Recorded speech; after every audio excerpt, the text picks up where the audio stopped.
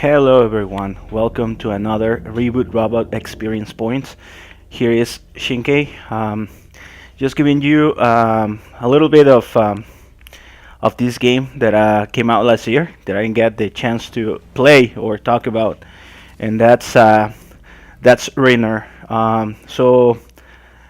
What is Rainer, and why am I especially talking about this game and not probably another AAA game that has come out recently? Well, first of all, it is a twin stick shooter action game, um, kind of in the line of games like Hotline Miami. In fact, I would consider this game to be the spiritual successor of Hotline Miami.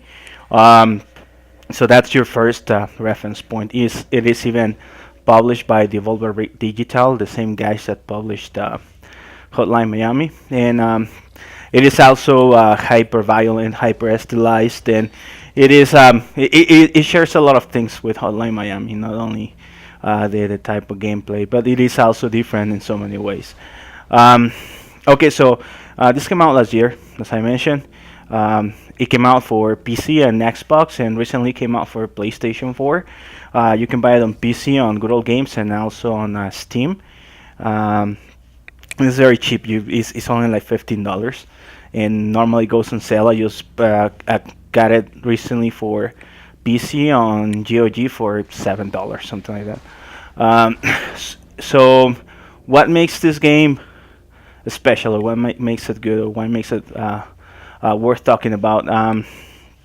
First of all, the setting. It is incredibly interesting. It's very interesting. It is cyberpunk. It's a cyberpunk game. It has a very mysterious, very weird vibe about it. The story is very weird. It's very strange. Although there's a couple plot twists that you see coming. You see them coming from the beginning of the game, but how the story goes and everything is very interesting. But mostly the thing that I'm the most most impressed about is the actual gameplay. You will be seeing it on the gameplay footage here. It is a high octane, very hyper hyperactive action. Um, it requires a lot of twitch movements. Here I'm doing poorly on the footage that you're seeing. I'm doing poorly because it was when I played the game first. I have finished it twice since. I finished it on PlayStation and also finished it on PC. So probably I might be better now. So yeah, it is very hyperactive action. It is very violent, as you might see by the footage. There's a lot of executions.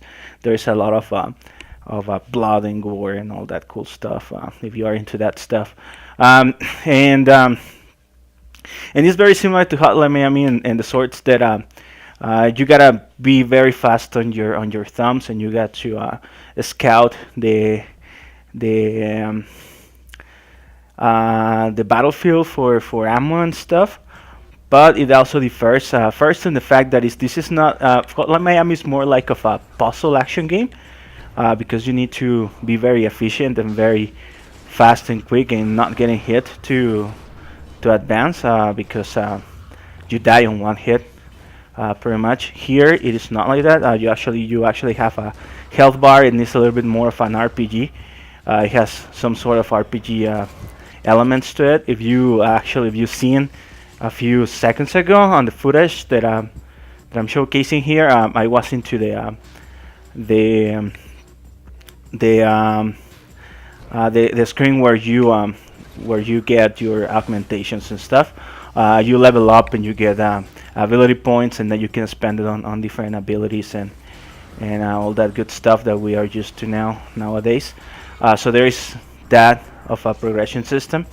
And I can tell you, in a playthrough, you cannot max out your character, so that gives you a little bit of replay value, and to go back and try to max out and play on a different way. Something cool about the now that I went to that tangent about the the progression system and the experience system is that you can actually respec your character on the fly. So you are not locked down into a specific augmentations or attributes. If you, for example, want to make a more of a defensive build instead of an aggressive build, you can just go back and respec the character, and you won't be penalized. You can change your character back and forth all the time. Uh, Also, another thing that is way different from this game, from Hotline Miami, is that you do not. Uh, I mean, it is more like mini arena battles. As you advance on levels, you actually get locked down into these mini arena battles, and you have to uh, like a stylish. You have to combat this and get stylish points, and you get graded by how well you perform. Um, and and it's not about being efficient and how efficiently you can finish a level. It's more about like how stylish you can finish a level. Plus, your character is more resilient, and also the story is not as much high level as Hotline Miami. On Hotline Miami, you talked about like had this meta type of humor or meta type of narrative when he talked about like the influence of video games on real life and all that good stuff.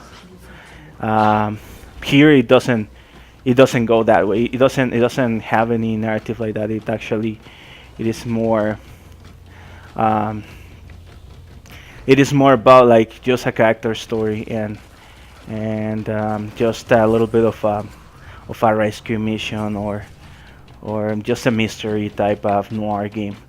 Um, okay, another thing that I want to mention is the soundtrack. The soundtrack is really good.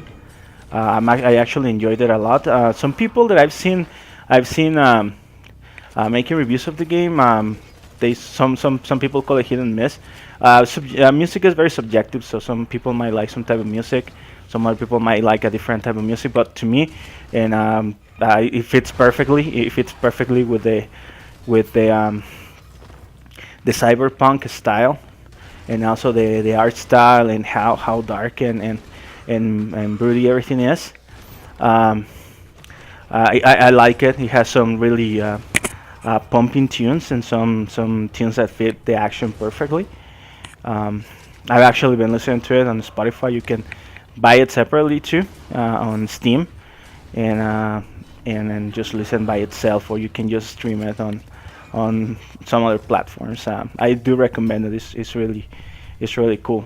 Um, the as for although it I highly recommend the game. I think it's really good. It's really fun.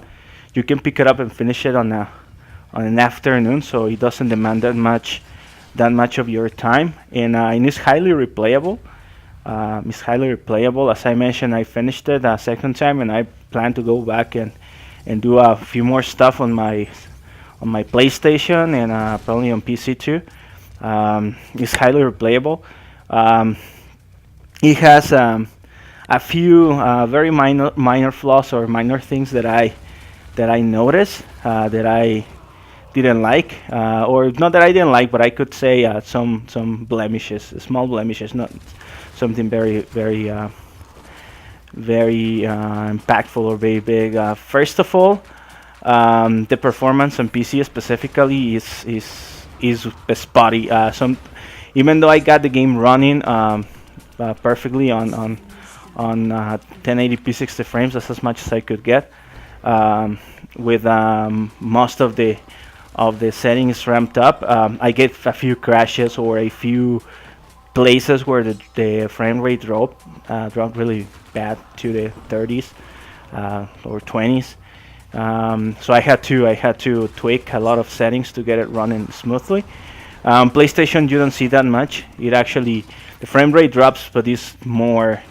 I mean, it's less noticeable. Although I've been playing on PlayStation Pro too, so there's a little bit of leverage there.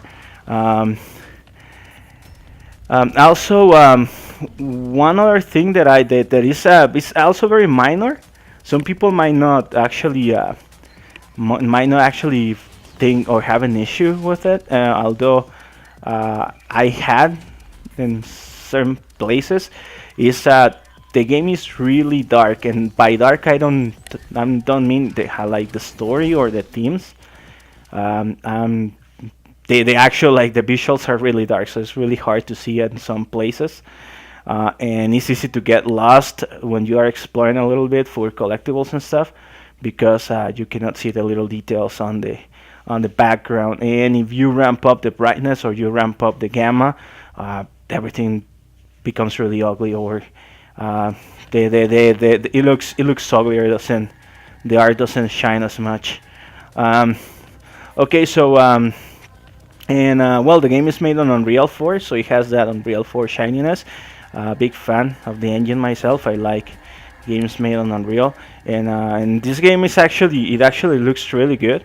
The graphics look really good, as I mentioned. The art style is very appealing, especially for cyberpunk fans or noir films fans. So yeah, it is a good looker. Although it is not Uncharted or the upcoming God of War, one of those games, but it looks really good, and and it's fairly priced, as I mentioned earlier. So it's really easy to pick up. It has you probably already saw it a few times on the gameplay. It has some micro games, for example, the hacking. You get like this type of Simon Says sequences that you have to react really fast, um, and the stuff like that make the game very engaging. There's not much of dead spots or downtimes. There's just a few sections where there is a little of of transition between a place and another place, and you have to you listen a little bit of story and all that. And there is even a hub section. Um, this little district where you go and talk to people and you can get some side missions, quote unquote side missions. They're actually not um, not that time demanding. Those are just activities that you complete going through the levels, nothing too big. Um, and But you don't spend much time there actually.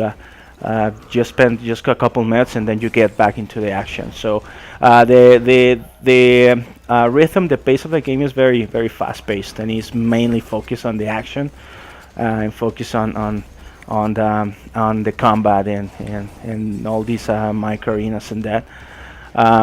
After you finish the game, there's some more new modes and new stuff, and some other new stuff that you can do.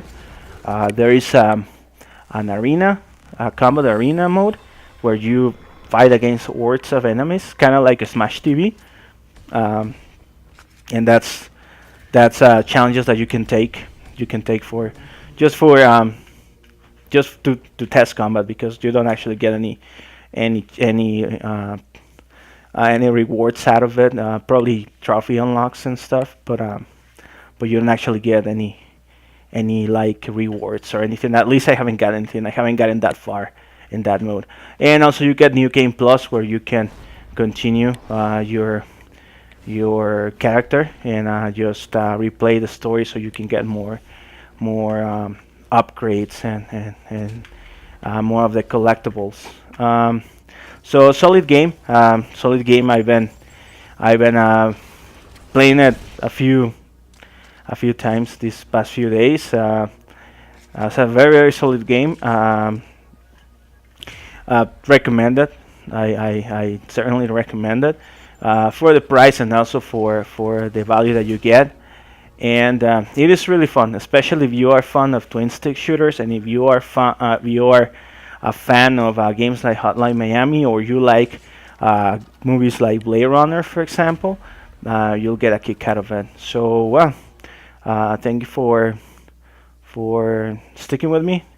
And if you have any questions, post it on the comments below. Remember to like, subscribe, and keep the boots on the ground. See you guys later. Hasta luego.